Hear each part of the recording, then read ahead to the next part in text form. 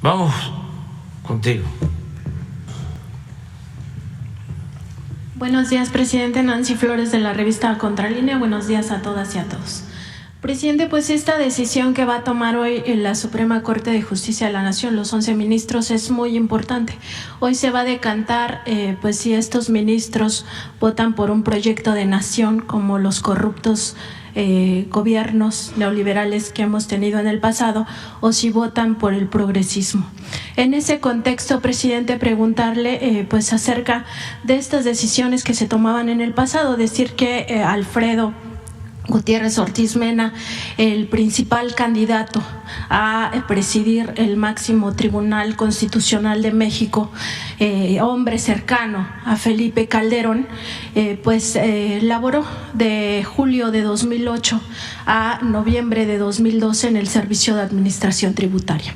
Al frente de esta institución condonó 392,000 millones de pesos a grandes contribuyentes. De la lista que nosotros hemos revelado en Contralínea sobre estos contribuyentes que fueron beneficiados, destacan 60. A esos 60 les condonó créditos fiscales de entre 1,000 millones de pesos y 7,000 millones de pesos.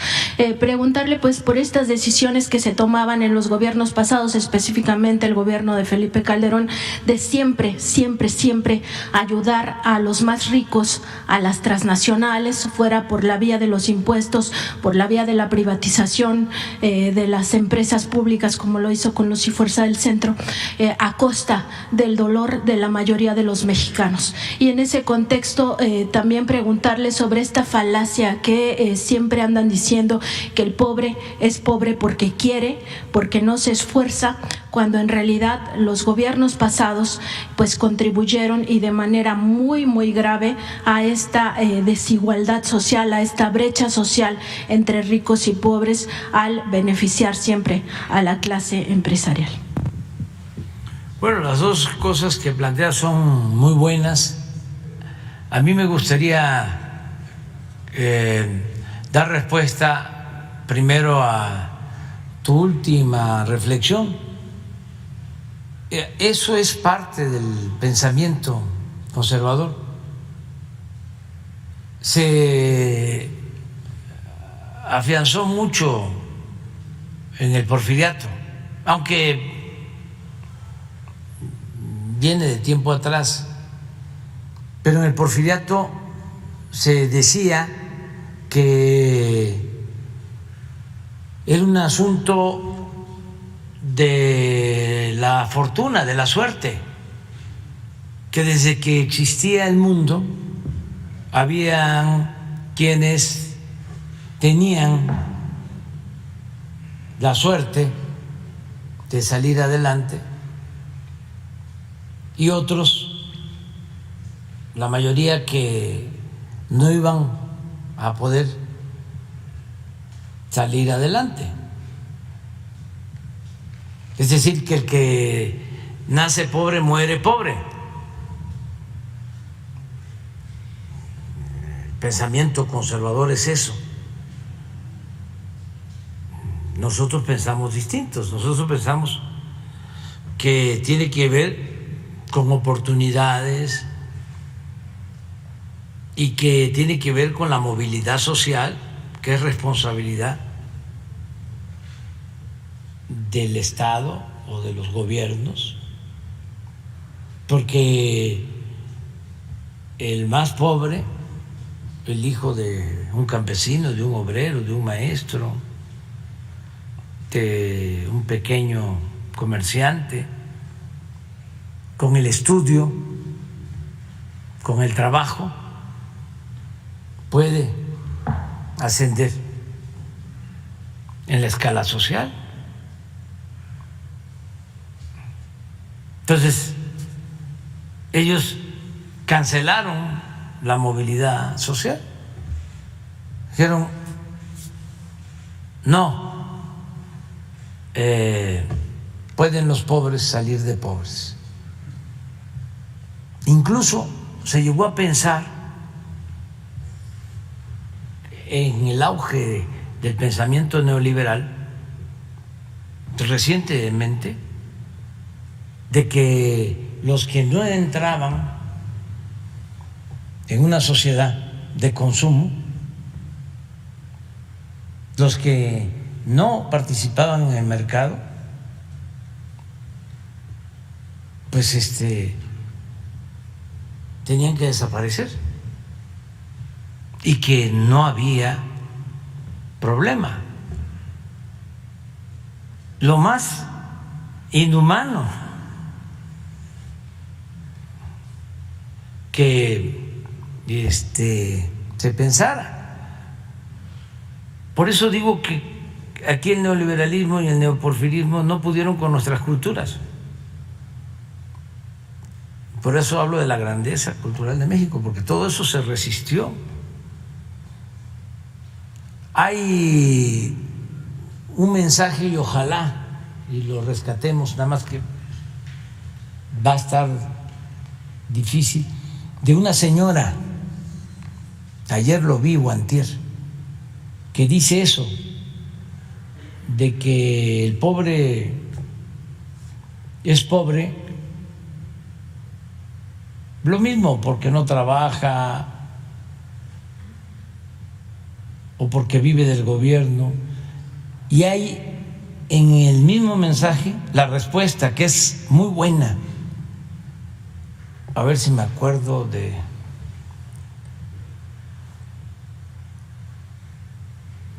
A lo mejor te mandan un mensaje, el que contestó. Es tu pregunta. Porque la gente está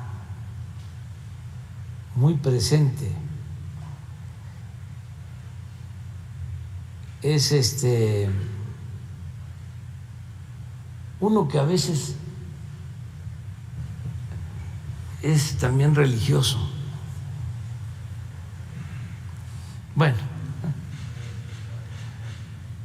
son muchos los religiosos. Pero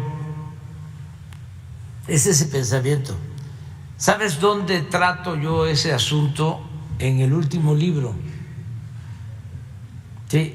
¿Te acuerdas de cuando hablo de la suerte o quienes tienen la fortuna?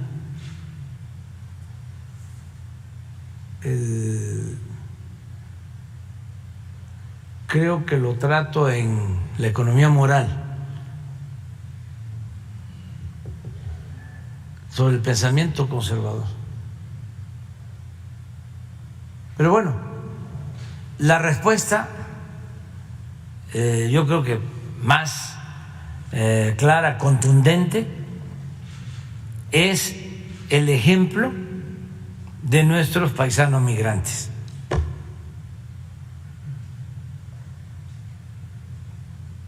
Si el pueblo de México fuese flojo,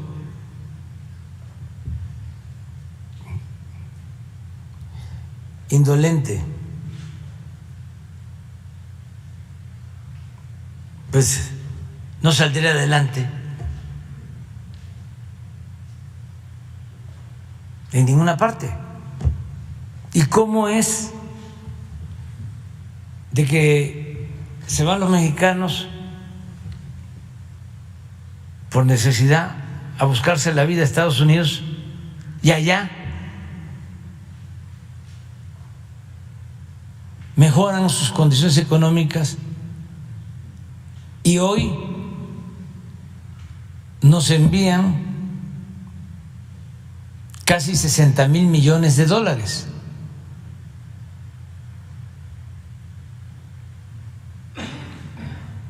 Envían a sus familias casi 60,000 millones de dólares. Es la principal fuente de ingresos del país.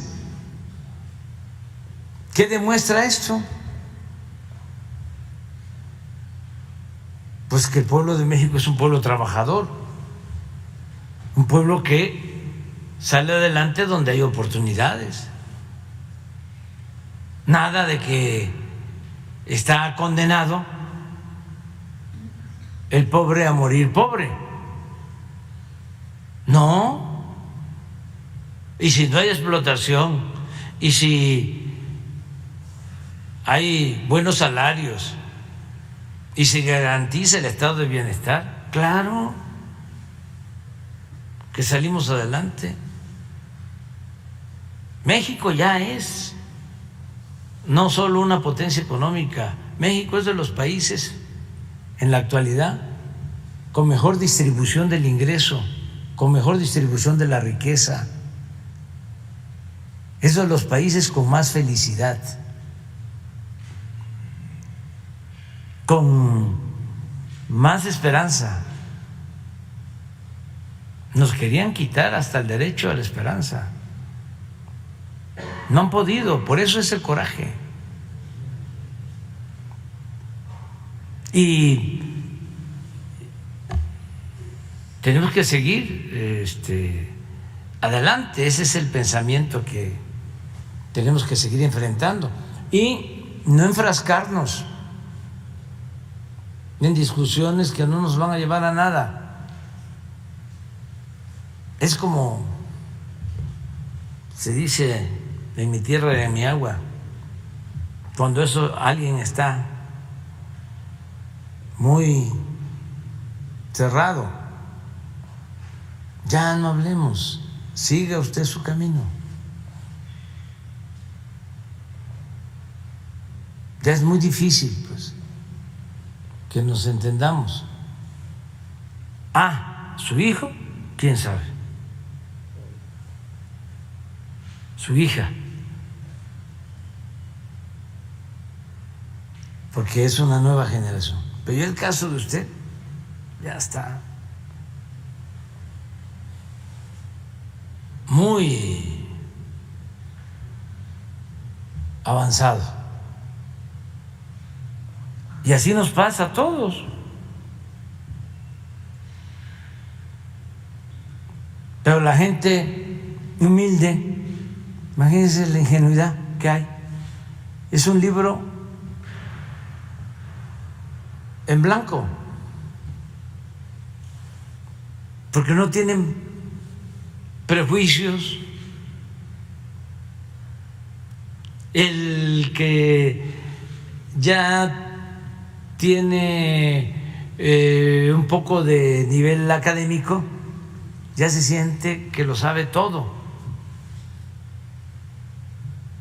Está totalmente cerrado o es muy difícil que cambie, porque ya se siente conocerlo todo. Además, no quieren dar su brazo a torcer. Es muy difícil que digan, me equivoqué. Prefieren la autocomplacencia, el autoengaño. Nada más respetarlos, quererlos mucho, ¿no? Y razonar y argumentar, decir, no nos vamos a entender, te respeto mucho, no pelearnos. Pero sí hay mucha gente que está tomando conciencia. Bueno, tan es así que la mayoría de la gente, la mayoría del pueblo nos apoya. La mayoría. Les comentaba yo lo del avión de ayer. Pues es un señor que se para y otros a tomarse foto conmigo y muy respetuosos. Y el señor también respetuoso, pero con ese pensamiento. Entonces ya le dije, no nos vamos a entender, pensamos distinto. Y pues los que viajan en avión, o los que viajamos en avión, pues no somos los pobres. Es una clase media.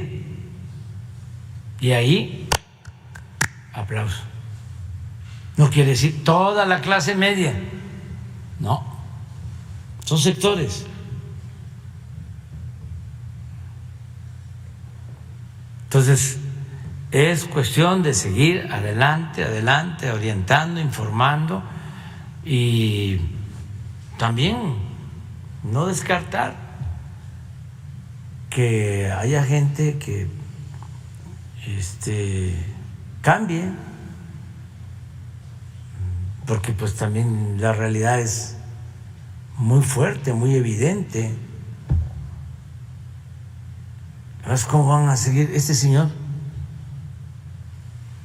con todo respeto, bien terapiado. Esto de que usted ganó 3 veces o participó 3 veces, gracias al INE,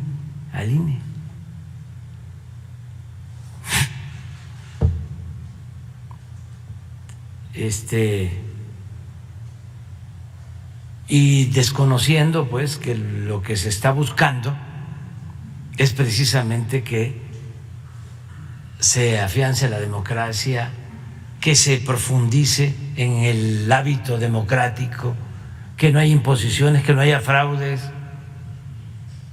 Pero el señor pues no sabe de los fraudes. Si hay un país en el mundo, lamentablemente, vinculado a fraudes, es México. Y eso es lo que tenemos que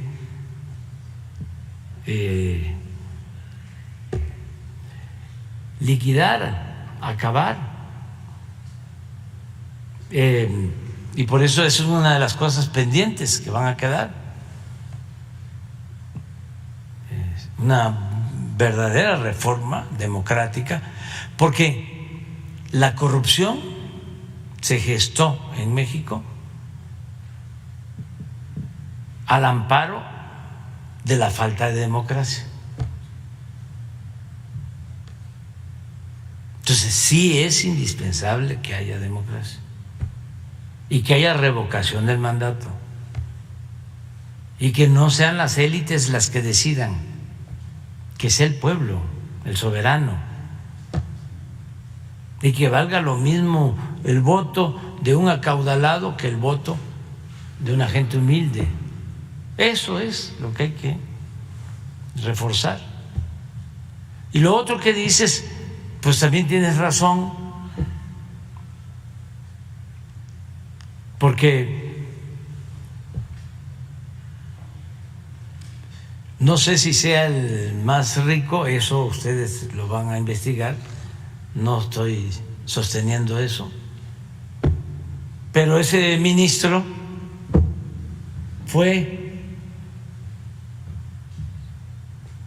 antes de ser funcionario público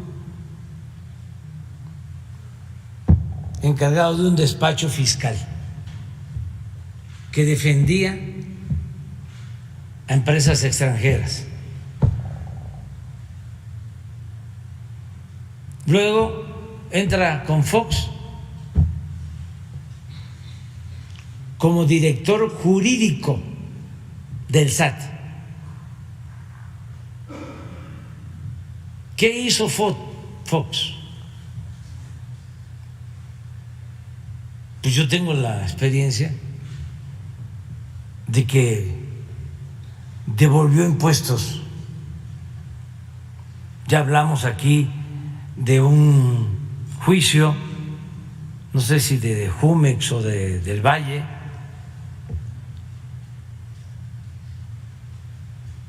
donde a esta empresa le devolvieron el IVA. Esta empresa asesorada por Diego Fernández de Ceballos, y todo lo que le devolvieron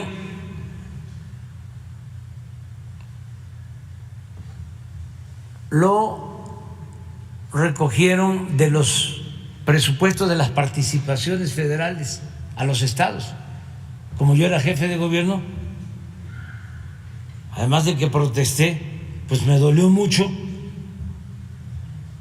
porque tuvimos que regresar dinero de las participaciones para que le entregaran a esta empresa su devolución del IVA. Yo no sé si entonces este señor era el director jurídico del SAT, pero luego lo ponen de director de grandes contribuyentes del SAT. ¿Cómo está la estructura de recaudación? ¿Quiénes son los que deben de pagar más? Los grandes contribuyentes, los llamados grandes contribuyentes. ¿Y a quiénes se les devolvían los impuestos? A los grandes contribuyentes.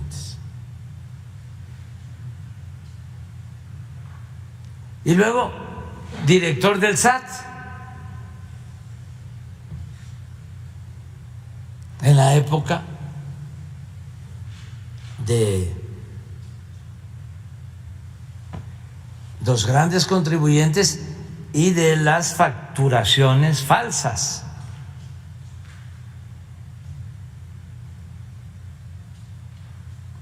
Porque hace falta el estudio. Es que yo no sé qué hacen las universidades, la academia, los centros de investigación, los medios. Pero imagínense una investigación de cuándo surgieron los procesos de facturación falsos. Yo empecé a escuchar de eso hace 10 años, 12, las llamadas factureras. Empezaron con Calderón y tuvieron su auge en el sexenio pasado. ¿Quién las impulsó?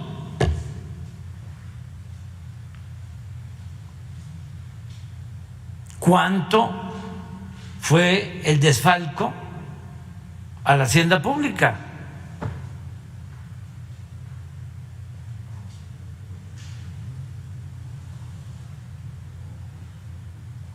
Entonces sí está interesante lo de hoy, para ver qué va a pasar.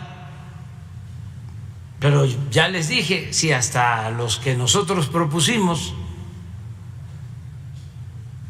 se hicieron a un lado, no le entraron a la transformación, porque es muy cómodo estar del lado de los conservadores. Aplauden los del gremio de abogados.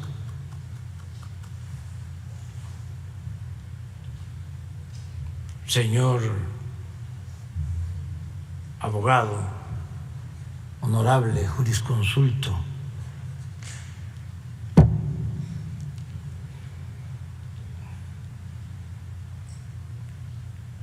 gente distinguida,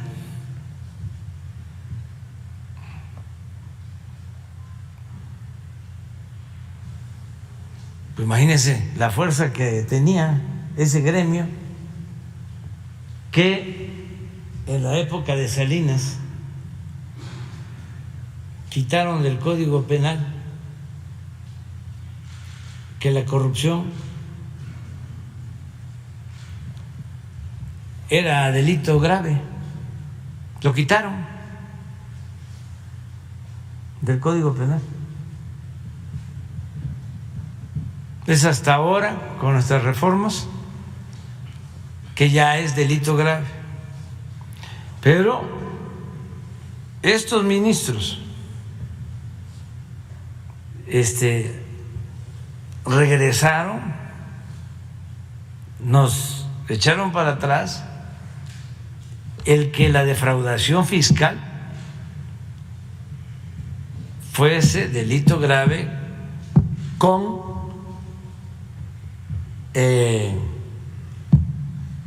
detención preventiva. Me echaron para atrás. Pues está interesante, o sea, no es para aburrir.